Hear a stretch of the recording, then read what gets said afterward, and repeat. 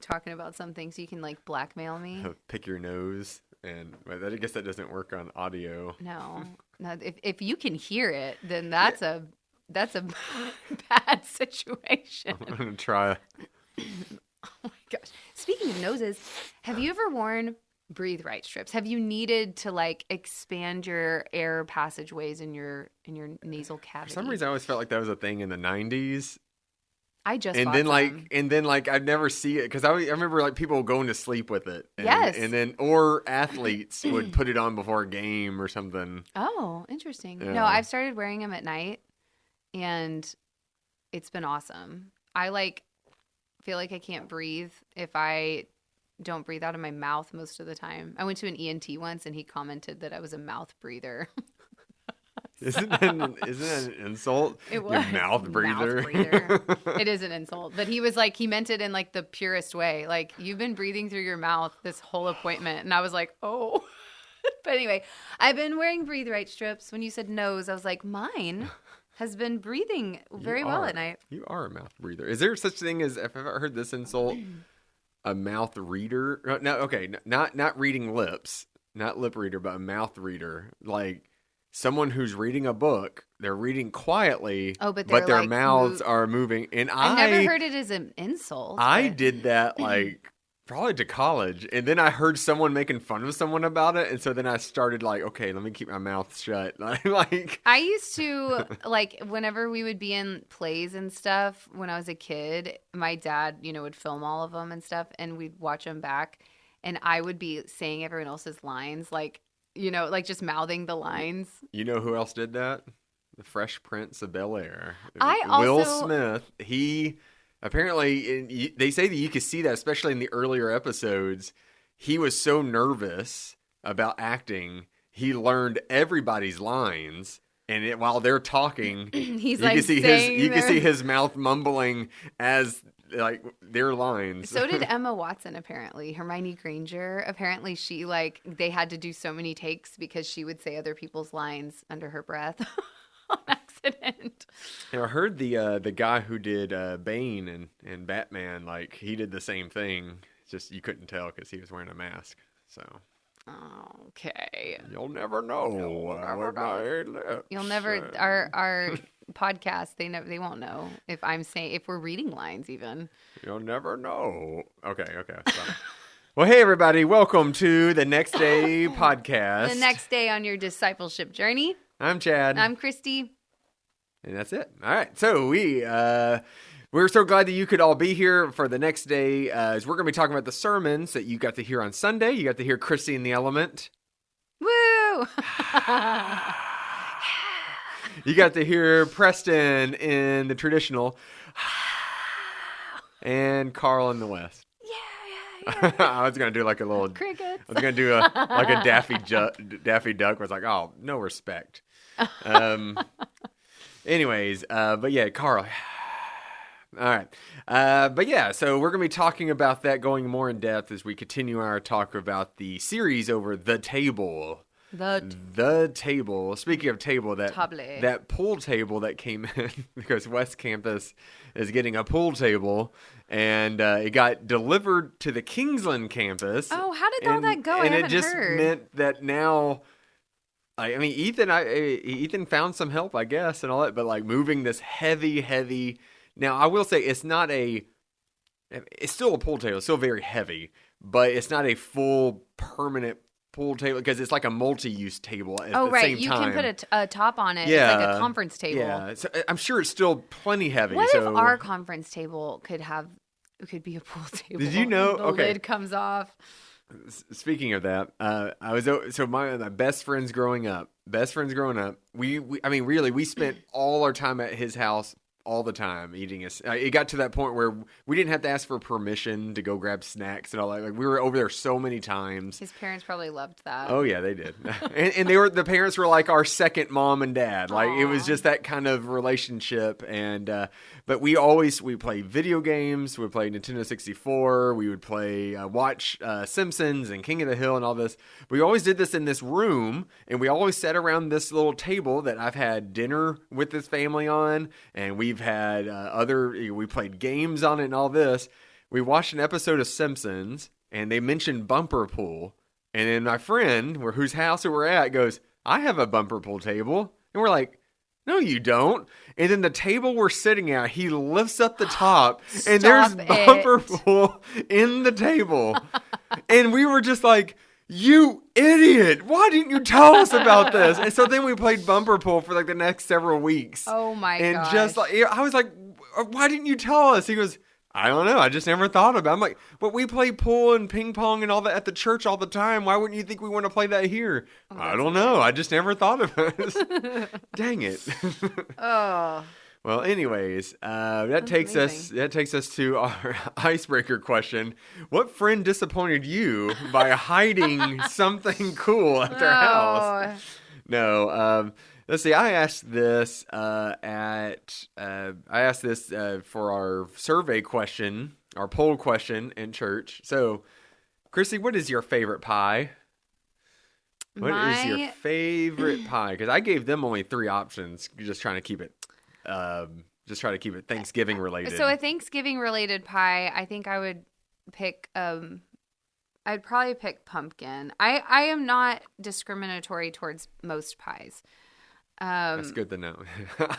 I hold no bias to pies. To most pies. Most pies. Most pies. I'm not a huge fan of key lime, but that's good. My favorite pie of like all time was a chocolate chip pie, and it was basically like a cookie cake.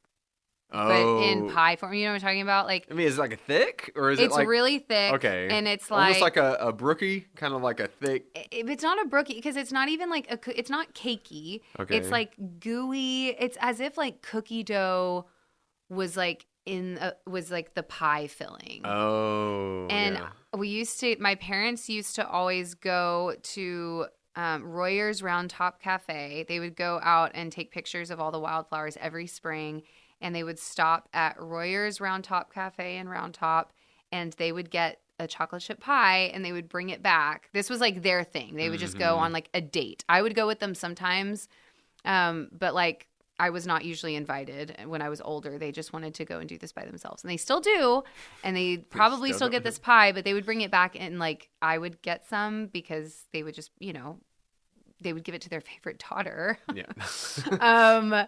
You have a sister, right? I do. Okay. She wasn't living at home at the time. Okay. But anyways, yeah, that pie brings back very good memories. What about you? I mean, all year round, pecan pie is the pecan pie, pecan pie, however you want to pronounce it.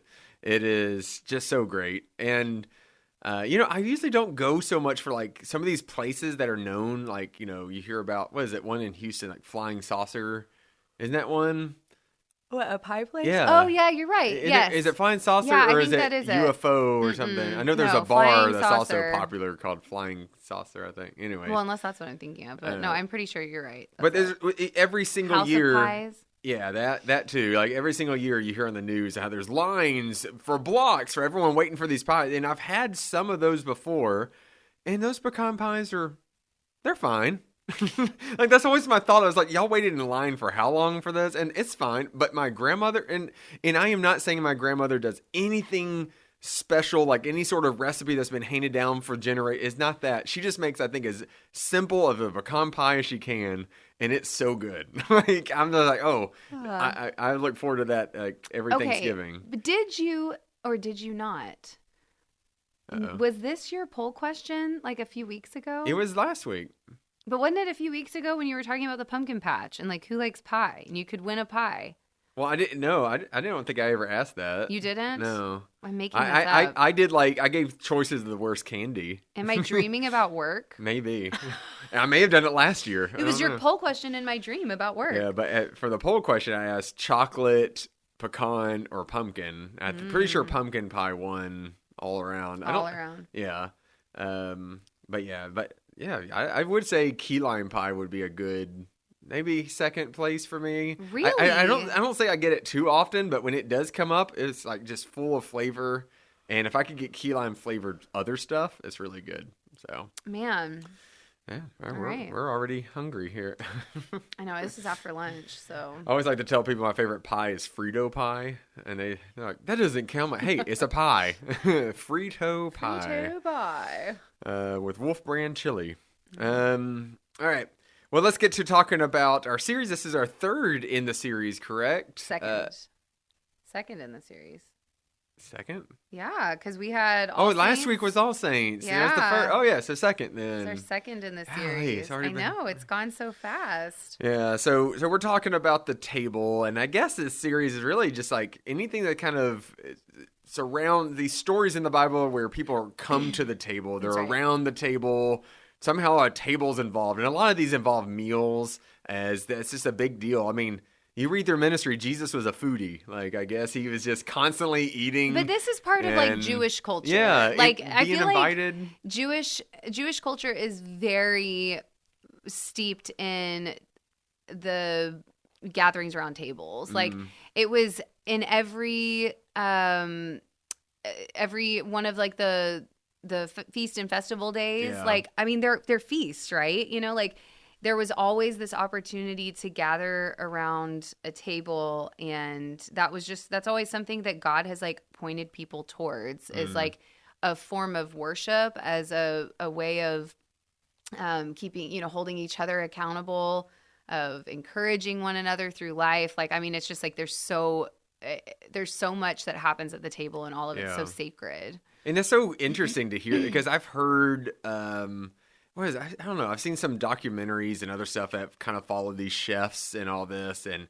they say the same thing, and they're not even talking about it from any sort of religion standpoint. They're just like, something about sharing a meal together is peace. Yeah, it's beautiful. Just, like there's all like the fruits of the spirit are all like present at the table, you know, like truly. And I don't mean that like as a food pun. No, there's no self-control. Well, I have zero self-control when it comes to food. But you have to have some self-control that like you share the pie with the other people at the table. It depends, unless you're just, you know, are being a jerk at the table. Yeah. You know, there's that meme. I like to think I have self-control until chips and salsa are placed in front of me, and I'm like, oh my gosh, like I could be 100% full from eating, and if there's chips and salsa in front of me, I'm still just gnawing on it, just like, well, it's there, I might as well. Yep. But yeah, so we're doing this series over the table, and this time we're doing it over a parable, the parable of the Great Banquet, or the Great Feast. It has different names. I preached on this several years ago for the church, but then I also did this, I think, maybe back in January when I got to preach back in Lufkin. I did the same sermon there. And I got to do that there because I felt like, I think this would be really nice to do. So I'm pretty familiar with this one.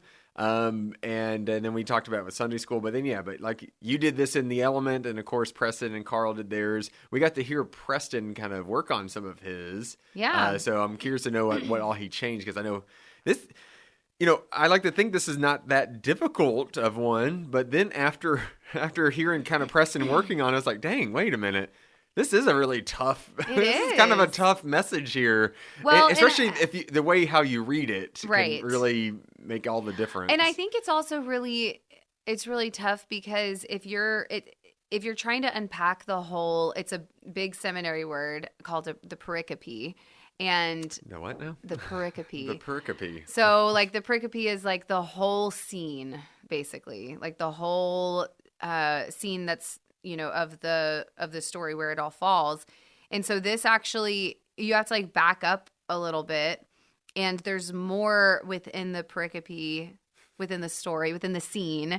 The pericope of Shambaya Amani and all your other... Chad makes fun of me because I say these difficult sounding words and people's names and you have names been of things. You have been critiqued that in your sermons you use too many big words. That's right. I'm too academic. Everyone's going to be leaving the element going like as scholars. They're like, oh wow, we know right. Of course, you didn't use pericope in your sermon. Okay. I didn't. But I'm telling you on the podcast. Yeah. Pericope. Pericope. There you go. Your word of the day.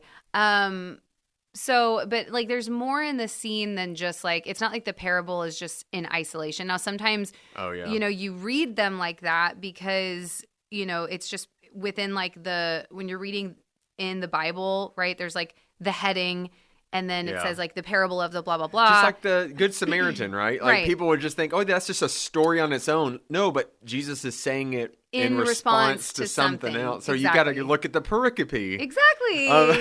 Wow. So you have to, you look at the whole thing. Just look at it in context. There. You look at the whole context. Yeah. So I think that's why this is a little bit more difficult, right? Is because like there's more to it than just the parable itself. Yeah. And so if you are trying to get into all of that context, like, it's really hard to do that in a 20-minute sermon, or even a 35-minute sermon. Yeah. So if you worship in the element. Or some churches where it's just however long the pastor feels. So whatever the Holy Spirit leads them, and they're just going to say, and if you get out of there 3 hours later, what a great service. Yeah, it was a great day. But yeah, so the gist of this parable, which you can find in Luke 14 verses, what was it again? 15 through 24. 15 through 24. The gist of it is there's a guy who's hosting a feast. He extended these invitations to people already, and then he tells a servant to go out and bring them time for dinner. And each one keeps coming up with different excuses. And then they all decline. So then the owner of the house is just like, you know what? Just go find people. Servant, go find people outside the town, in the streets. Go find them. And he just keeps inviting. And then there's just plenty of room there. Right. And the harsh part comes from is whenever Jesus finishes it was just saying, well, those who declined it missed their chance. And basically, right? The end of the parable. Yeah. The master of the house, right, is like those who were invited will never taste my banquet. And so that makes it sound like, if you just read it on the surface without the pericope, but it just makes it sound like, all right, well, if you've ever declined Jesus, well, then it's over, right? So that's the scary part. It makes it sound like that. I don't think that's the point it was trying to make necessarily. But tell us a little bit more about your sermon and kind of the direction you went with it. Yeah, well, I kind of talked about just the parable. I didn't really go into the whole scene or pericope. And how many times do we think, if you had a counter, how many times have we said that word? I could go for some pericope pie. What do we think is in pericope pie? Well, you have to look at the whole thing. Well, yeah. You can't just focus on one ingredient. One slice out of it. Yeah. So I focused really on just the parable and the meaning to unpack that parable, and talked about RSVPs and how really in this parable the people were invited, and it was they never RSVP'd, or if they did at the last minute, they sent in their regrets, and the other people hadn't even been invited. And I didn't get into this a whole lot in the sermon, but the people that were not initially invited, to the banquet, the servant goes out at the master's orders, right, and invites these people, and specifically these people are named as the poor and the crippled and the blind and the lame. It was essentially the people on the margins in society, the people that you don't even see them because you're ignoring them, right?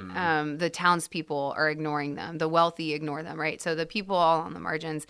And they say yes immediately because it's like, they're like, wait, you want us to come to this banquet, What? And so they say yes. And it's like, they come to this banquet and like, you don't really get into like their headspace without doing a little bit of imagination here because it doesn't say anything about it.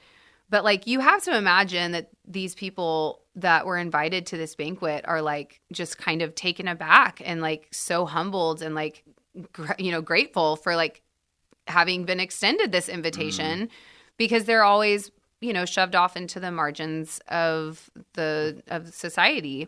Can I tell you like a funny thought that always comes across my mind when I think of this? Yes. Because read who are the people on the margins? You said the poor, the crippled, the blind, and the lame.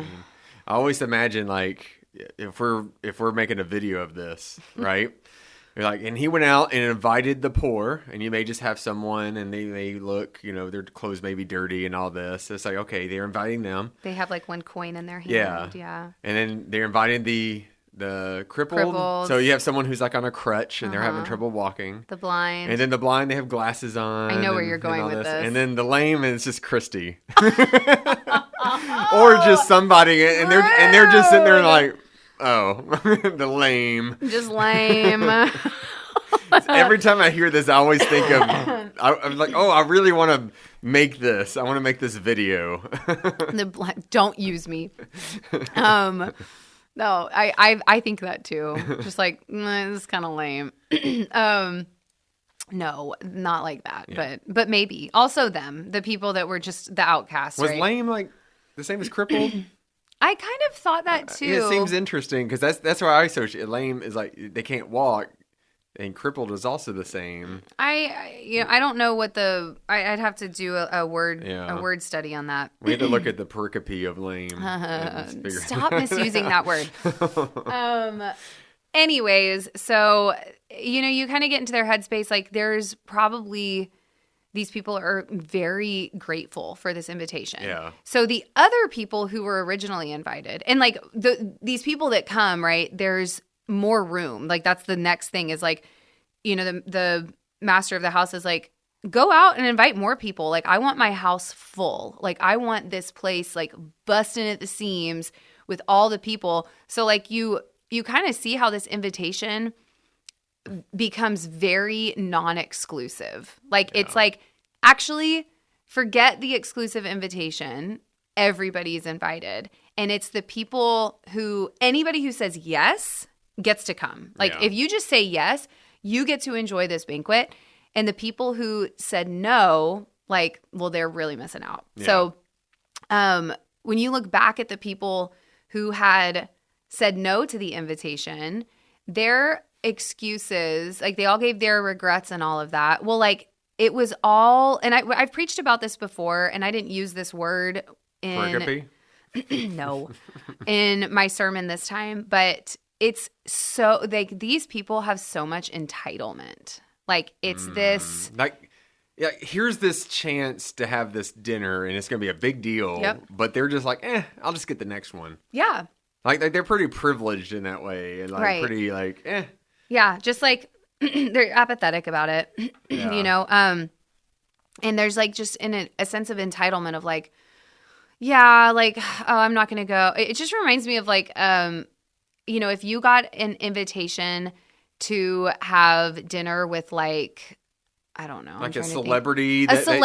I know. I was trying to think of an athlete, someone who you really like admire, and you're like, man, I love everything they do. Like you would stop everything, right? Like it could just be someone like honestly, someone that I don't even like admire. Like it could be like, I don't know. I can't think of anybody. Like I don't know. Dolly Parton. I think she's great. I'm not like she's the biggest. Treasure. She is like a treasure, sure, but maybe she's a bad example because I'm not like just like a diehard Dolly Parton fan. But like if I got invited to Dolly Parton's house for dinner, I would be like 100%. Like you don't decline that invitation. Like that doesn't come your way every day, right?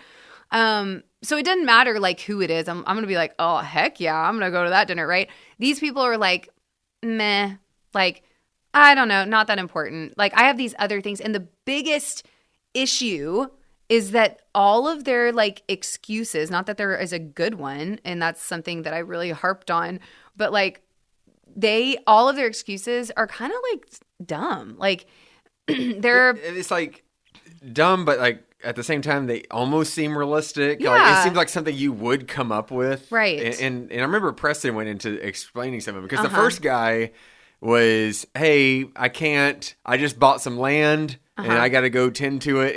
And you associate those like with possessions. Yes. And then I think, Preston talked a little bit about how, I mean, this is like that guy's livelihood. Like this is gonna be farmland. This is like, so it's like, well, yeah, like he's got to do that, right? But yeah, and then like there's the oxen, right? So Yeah. it's like the first guy is like, I've bought a piece of land and I need to go out and see it. That's the first excuse. And then go see it. The second I have one, no idea if there's a highway running through it. I well, don't know. it's like, If there's a swamp. You sort I of don't imagine know. it's like, oh, was this like a sight unseen kind of? I don't know, but like when you read about scholars' interpretation on this, it's like, who buys land without seeing it? You know, like you want to know, well, like if this is going to be part of your livelihood, like what's on the land? Like, what do you mean you have to go? And then also just considering the like contextualization of the parable, right? Like this was a dinner party.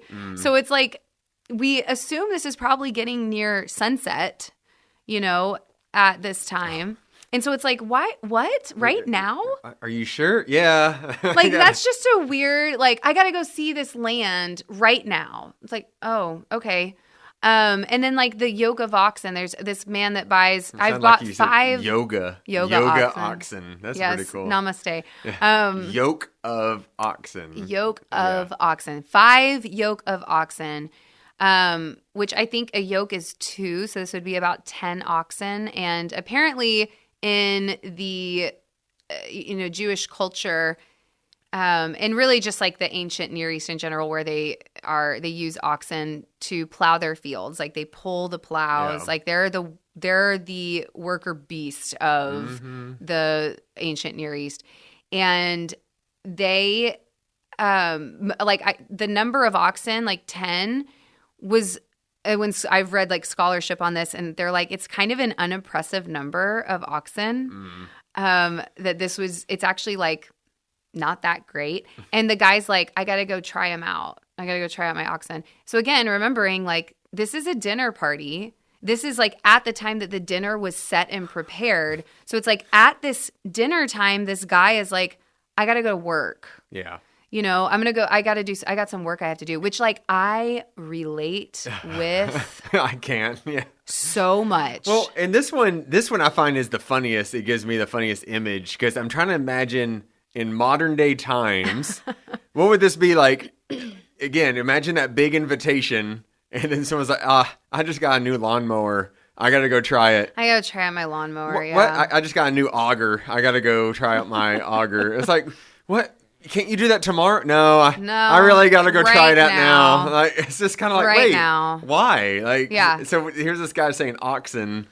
Okay. Yeah. And then like also considering like that the master of the house, right, like sent out these invitations. Yeah. This isn't spur of the moment, right? This isn't like, hey, it made too much. You've you come over about this. Yeah, they knew about it. Yeah, and it's like, and they would have known sorry, long time in advance. Like this wasn't just a Yeah, this was not because they have to prepare, the meal and all of this, and there's gonna be this like great banquet. Like there was a lot of preparation that went into this, so it's not like a spur of the moment thing. So all of a sudden, I gotta go to work, and I think about like those movies. I even think about like Elf, like the movie Elf, where the dad is like, it's Christmas Eve and he's like, at work. And there's like a million Hallmark movies like this too, where it's like every single one. Everyone. Yeah. Like, oh, I have to work. It's Thanksgiving, but I really have to work, or, whatever the thing is.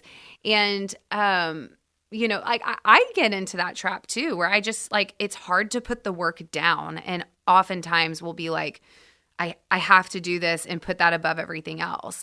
But, so like this guy declines the invitation. And then the last one is like kind of, I think, is like one of the funnier ones to me. But he's like, I just got married, so I can't. And there's like that one sounds like the most legit one in a way, because it makes it sound like, hey, this is my honeymoon. I'm not coming to your party. yeah, Like that's what it sounds like. it does. I just got married. No, It does. It's like there's not a timeline here. Yeah. And also, like, a Jewish wedding festival is like days long. The honeymoon is like not really. I don't know if that was, oh yeah, I guess they probably didn't as have much that. of a thing. Yeah. They didn't go to Jamaica. Like, all right, we're going. Right. So, and I like modern day, you'd be like, oh, okay, honeymoons are a thing and stuff like that. But it was just like culturally a little bit different. So it was just like, I find it the funniest one because it's just like, to me, it's like, someone just being like, oh, I have to buy some shoes, or like, I don't know, like something. My wife's making us go to Home Goods. And That's probably. We have to get a new bedroom set. It just feels very like it's a statement. Like I've just been married, so I can't. Like, oh, I have 2 cats, so I can't. Like That's I don't a legit know. excuse. I don't know. Maybe. Well, I always like to think also he went to go ask his wife and she said no. No. Like that this guy is like a bad influence. No, you're not hanging out with him anymore. and like maybe that's it, right? But like ultimately what this guy is doing is like there's this one singular relationship that he's going to sacrifice a whole community and like feasting, and ultimately we're looking at this parable like the master of the house is God, right? So he's like sacrificing this opportunity to be in the presence of God, if we're looking at the parable that way, for this one singular relationship. And like that's a challenge, a real like realistic challenge for people. And all of these things are things are things that we deal with. They're valid. And like, that's the thing that I was harping on was like, these are valid excuses. Like, it's not like, like, it's not like saying like, oh, I have 2 cats, so I can't come. Like, it's not like that invalid, right? Because it's like, why? Someone listening to this is like, I've used that. I've used that. Yeah. But they're not good excuses. Yeah. Like, none of these excuses are good, and they're not like a worthy, they don't like hold up, to what God offers us. And so like when you look at the parable, if you take this black and white and it's like, gosh, like this banquet must have been, like the best thing to ever happen to anybody, I mean, it sounds interesting that like just from the story that we read, it's almost like 3 people were being invited to this, and then somehow he just invites like the entire town, and there's still plenty of room. Like, dang, how much food was there for these 4 people who are going to enjoy this meal? There's a lot. But it was going to be a big deal. It was. Yeah. But I think, they all represent different things that we RSVP yes to. Yeah. And like the thing that I think about with all of them is like, if you're saying yes to that thing and no to God, right? Like to communing with God, to communing in relationship with other believers, and, to growing in your discipleship and being the hands and feet of Christ and just walking with the Lord, right? Like if you're choosing these other things that are pulling you away from that, then your RSVP is no to God and yes to like this unfulfilled longing or like hurt, deep hurt in your life from oftentimes it's like other relationships that are not centered in Christ. Those, and sometimes like, I mean, let's be real. Sometimes the relationships that are supposed to be centered in Christ, because we are all people that, have a lot of brokenness and need healing. But, so like those relationships, it's not just because it's a church relationship that it's not going to cause you some kind of harm at some point, because we are broken people. But oftentimes if we're chasing, relationships that are not, God honoring relationships, especially, like that is a cause for hurt in our lives. And then, with choosing like our work and all of that, like we're RSVPing yes to stress and a disturbance of peace, and sometimes like the thing that just sucks the joy out of your life, depending on what the thing is. But it's your drive to like, I don't know, I guess succeed in your work. Right. To get more self-worth in what you're doing. Yeah. And so that could be very easily like can take over to where that becomes, I mean, we talk about idols plenty of times. Right. Like greed and pride and all of that. I mean, because all these things, when we talk about all these things with like priorities, and it just shows you're putting these other things ahead, and all of this makes me think of like, I guarantee you ask any person, I mean, pretty much anyone in a church, but especially people in student ministry, like the most frustrating thing is whenever that there's students who want to be at the church, but they can't because they're involved in soccer, they're involved in baseball. Why do you say soccer first, Yeah, it just is. I know. And they're involved in basketball and band and dance and all this and this and this. And it just like, and it's hard to, because I never want to guilt families with that, right? Because I understand. No, I get it. Like you're part of a team and you want to use these gifts and abilities and you're doing, I'm all encouraging of that.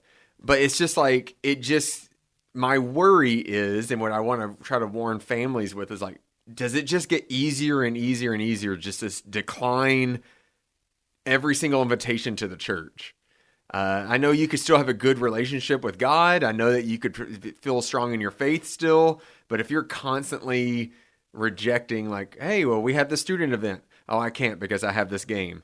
Hey, we have this event. We're going to go and serve people. I can't. I have this practice. Well, hey, I have the, at what point is it like, just take a break from the other thing and come say yes to something else. And I feel like, what I didn't want to do necessarily is make anyone feel guilty, well, we've been really busy and like, your excuses aren't good enough. Yeah. I mean, because we understand, right? There's times where we have to, yeah. I know all the time for sure. But it's, it's the question of like where your heart is, right? Yeah. Because I think that's the point here is that these people who were invited, like it was just this like apathy and this sense of like entitlement, like, oh, I'll catch the next one, like you said, right? Whereas like the people who were out on the margins, they never got this opportunity. And so they have this like, wait, me? Like you, yes. Like there's nothing in the world that I would miss this for. And, so when we can live with that kind of humility and gratitude towards the invitation that God gives to us, like that's the heart posture. You can say, like, it's not about like church attendance. It's about where you are seeking God in your everyday life and like being grateful for the gift that you've been given of God's grace and love in your life. And, just recognizing that every single day, recognizing like that you need that. You need God. You need God's grace. You need God's love. You need people who will remind you of that in your life. And so like, yeah, there is a little bit of like this, I'm not trying to like, make anyone feel guilty, but as a pastor of a local church, I'm like, yeah, I think that this is important. Like, I think that gathering together and like, that's where it comes back to the table, like coming to the table is important. It's being a part of that community. And not saying you can't get community elsewhere, but there is something about gathering with people of faith, of shared beliefs and all that is a big deal. And, so I heard, kind of going along with the same topic, especially like I'll talk about parents and all that, but I've heard a pastor before, he had a video online and it was I think it was at a Methodist church up in Dallas. But he was sharing just like why he always makes it, for his daughters, coming to church the biggest priority in their lives.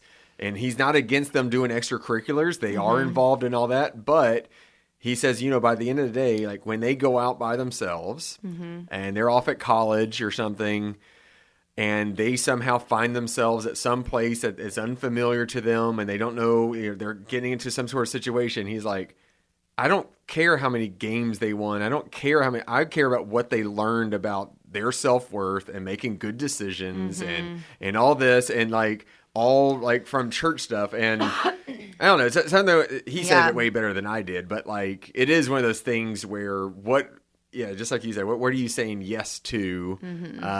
And for some of these people, like in this parable, like what they're saying yes to is temporary type of stuff. And then what they could have had was this more longing, lasting invitation of this relationship, this invitation to a relationship and community and all that. Yeah. Well, and like also all of these things, you mentioned idols, like all the things that these, three people that they're using, that the parable's using to identify like different things that we will prioritize in our lives.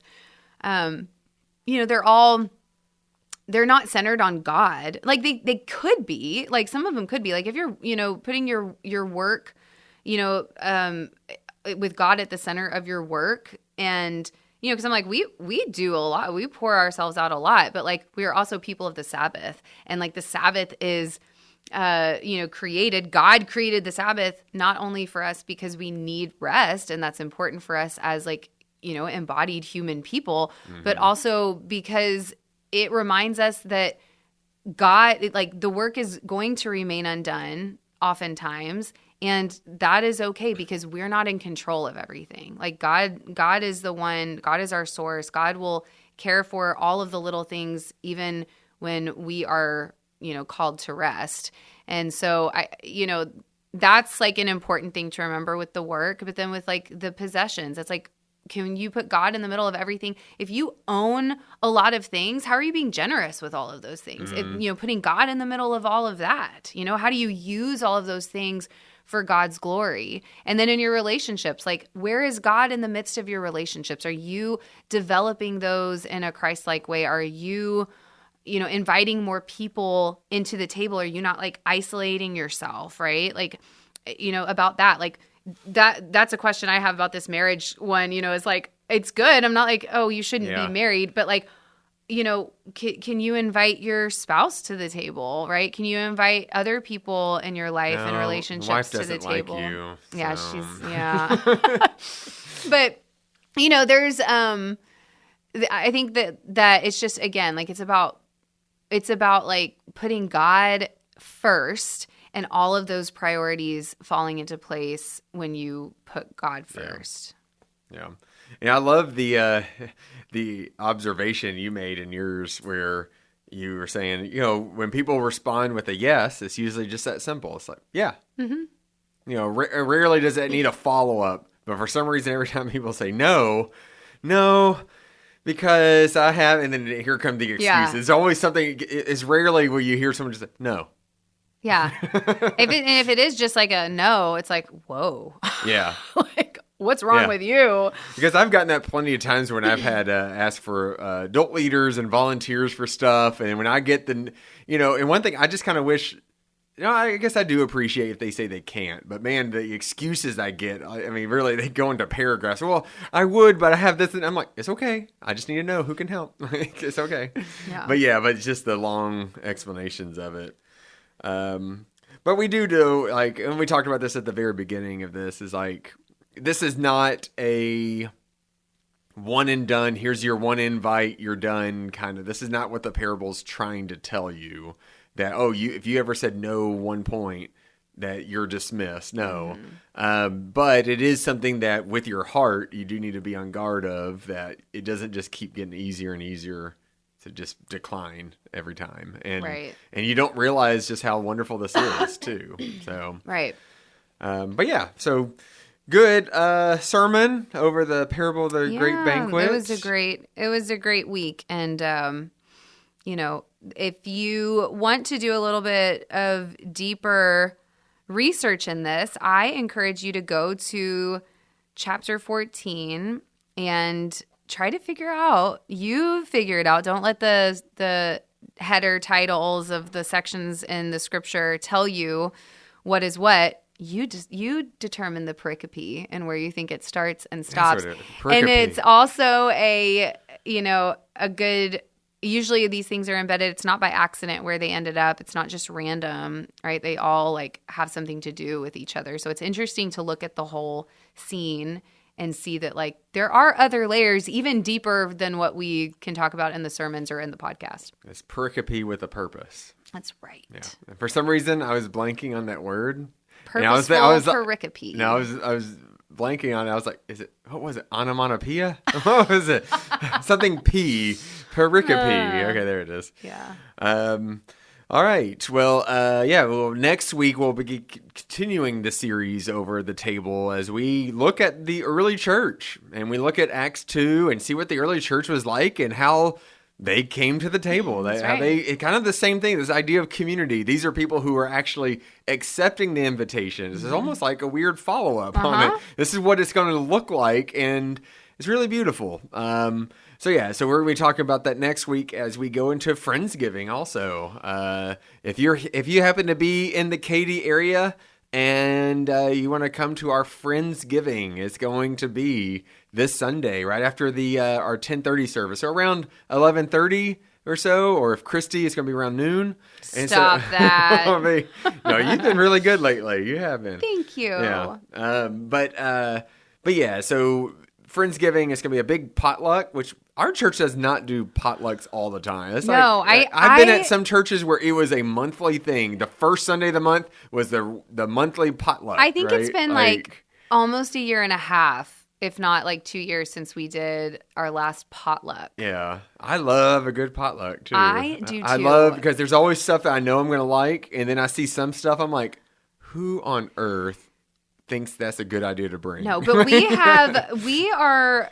But I'm thankful still. I'm wanting to see a large amount of signups that I'm not nervous, but I haven't seen as many signups on our potluck as I would have liked to have seen at this point.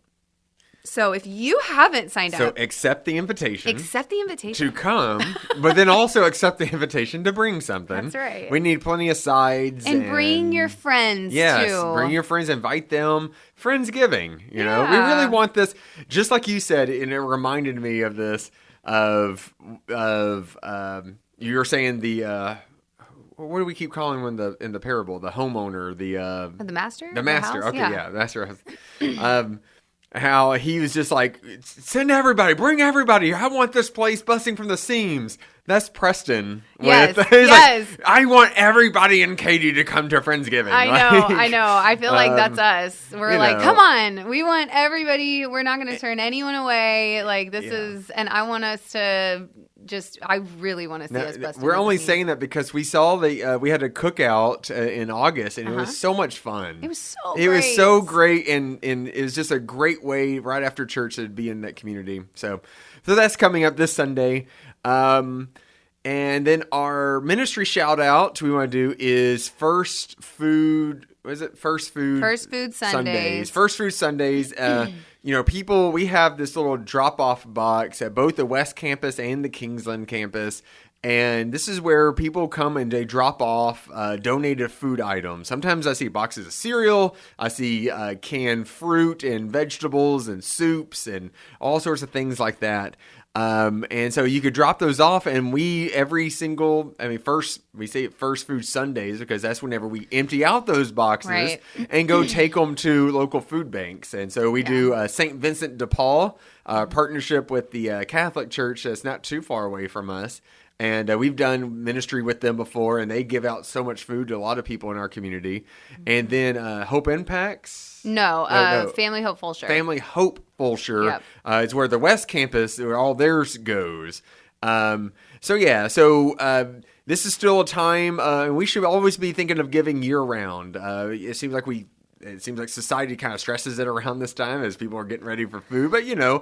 and we're coming maybe close to the end of this government shutdown that's happening. Question mark. I know. Time And will because tell. of that, services have stopped for some people. And so a lot of people, whether they're government employees who just aren't getting any money, or some people, they're just not getting the benefits that they used to that helped them buy groceries and all that. Right. So there's still a need out there. And we don't even know, even if the shutdown ends and people get their services back, we don't know fully the extent that they'll be compensated for what they may have lost in the weeks or whatever it may be. So regardless, there's going to be people in need.